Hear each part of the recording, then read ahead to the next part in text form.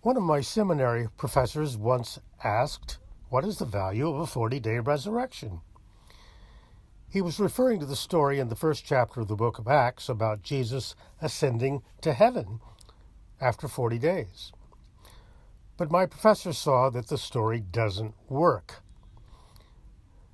As I pointed out in the first Flash podcast segment, the body of Jesus never left planet Earth because there was no place for it to go. So if you want to believe that Jesus rose from the dead, he must have died again. So he was up and about for 40 days tops. He remains dead and buried somewhere to this day. Yes, what is the value of that? Robert Connor has pointed out in his book, Apparitions of Jesus, that the gospel resurrection stories look a lot like the ghost folklore of the ancient world. So to begin with, the resurrection of Jesus, like ghost stories, is a tall tale.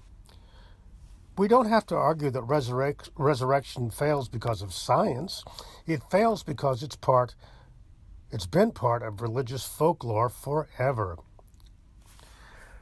But how would a Galilean peasant preacher coming back to life, how would that somehow guarantee that people today get saved? That we are secured a seat in heaven if we just believe it? That we win eternal life? How would that work?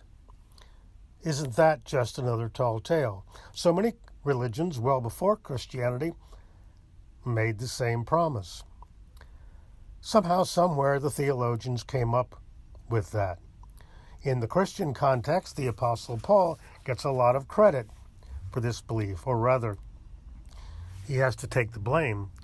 In Paul's famous letter to the Romans, chapter 10, verse 9, he says this: "If you confess with your lips that Jesus is Lord and believe in your heart that God raised him from the dead, you will be saved." Wow, isn't that cool? Well, no, it's not. How is this not in the same category as the magic spells in Harry Potter?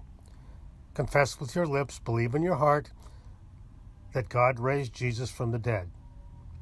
Yes, this is magical thinking. Worse than that, a dead body walking around? It's ghoulish superstition. What a shame that this is at the heart of the Christian faith. This is the kind of thing we play around with, we kid about, at Halloween.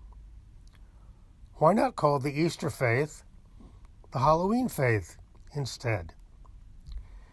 In the next segment, we'll consider the stories of the empty tomb.